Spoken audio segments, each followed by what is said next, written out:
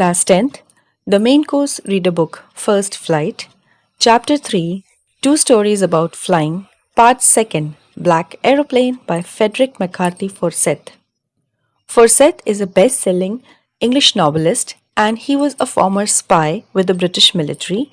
His stories are based on his experiences from the military and the period during which he was a spy.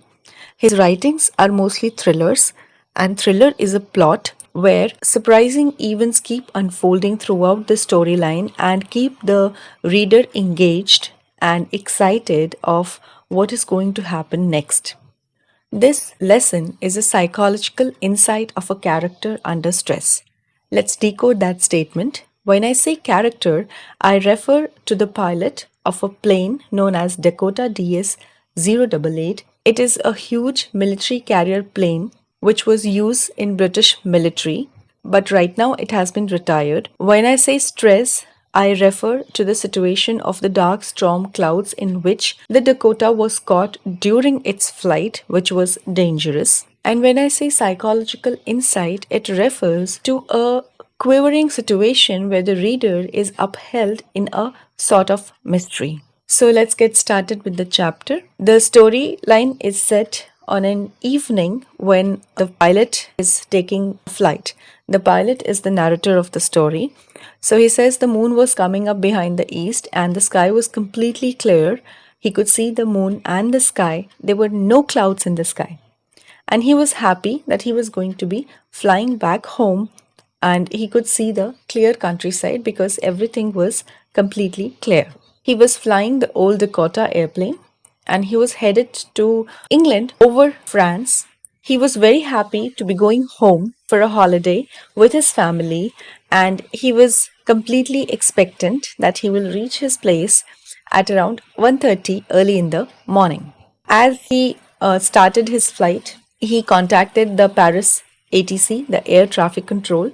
Air Traffic Control is a station where they operate the aerial traffic and they guide and navigate the flying aeroplanes during flight, landing, and the traverse. So he contacts the Paris ATC and he looks forward and he sees the huge trail of lights in front of him at the airport.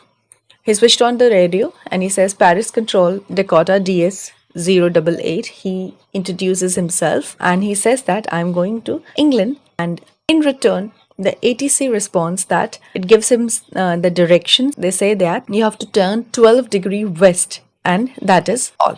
So, following the instruction, he checked the map, compass, the other equipments on the panel of the aircraft. He also checks the fuel tank and its capacity. Dakota is a large plane, so it has a large fuel tank with great capacity.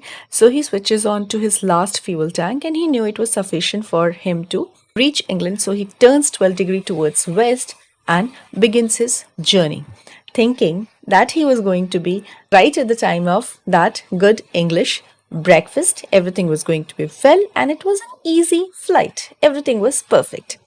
So he begins. But since we know that this is a thriller, this is not going to be as easy as it is sounding. So the very next moment, things change. He was about 150 kilometers from Paris and something happens. He sees dark, huge, heavy, black storm clouds. They were not just any clouds, they were storm clouds and they were huge and massive and dangerous. They looked like black mountains standing right in front of the sky, obstructing his way and scaring the hell out of him. And now he was very scared. So he knew that it was completely impossible to pass through them, and he did not have enough fuel to change his direction and take a diversion to reach England. So he thought that he has to go back to Paris. That was his only option. But he was sad and he was disappointed because he wanted that English breakfast. He wanted to reach home. And in that moment, he decides to take that risk and fly his Dakota through the storm, which was, mind you, almost impossible seeing the weather condition. But he decides to go anyway. So he heads inside the cloud and everything was completely black. These were storm clouds and the weather was bad. And running a huge plane into those storm clouds was definitely not a good idea. It was completely black inside, and he could not see anything. And the plane was suddenly struck by lightning and thunder, and it started moving in random directions, jumping and twisting. And the pilot was confused. So now the only thing that he had to do was to contact ATC. So he looks at his compass, but it was dead. It was not working. The all the equipments on the panel were completely dead. The compass was not working. The directions were not with him. The instruments were suddenly dead. He could not even try the radio. So he tries to contact the Paris Air Control. He tries contacting the Paris ATC. He keeps calling Paris Air Control, but there was no answer. The radio was dead, the compass was dead, all the machines on the panel were completely dead. There was no navigation assistance to him. He was lost in that cloud and he did not know what to do. In the middle of that situation, he suddenly sees another aeroplane. This aeroplane looked little strange. It was black in color, there were no lights on its wings, and there was nothing written on it. But even in this pitch dark environment, he could see the face of the pilot sitting in the cockpit, and he saw him gesturing him and waving at him. He sees the pilot gesturing him to follow me. And since the pilot of Dakota was completely lost, he had no assistance and no guidance and no navigation. All he could do was to accept help from the black aeroplane and the pilot. So the black aeroplane turned right in front of him and started heading north. The Dakota pilot started following the black aeroplane like little obedient child because he had no other way to go. So the pilot of Dakota keeps following the black aeroplane for the next half an hour through the storm clouds. But suddenly he realizes that he had the last fuel tank, remember? So he realizes that his fuel was about to get over. He did not have any extra fuel, and the fuel tank was only going to last the next 10 minutes of the journey. And he was completely clueless where he was headed. He was just following the black aeroplane. He had no idea how much more travel was left. So he started feeling frightened again. But then he started to go down and follow him through the storm, and he notices that he was out of the storm clouds. It was again the clear sky he was flying in. And he sees two straight lines right in front of him on the ground and clicks that this is the runway, this is the airport, and now he can land safely with the right amount of fuel that he had. So he turns around and looks for the black aeroplane to thank his friend for guiding him through the difficult flight of passing through the storm clouds. But the sky was empty. There was no black aeroplane.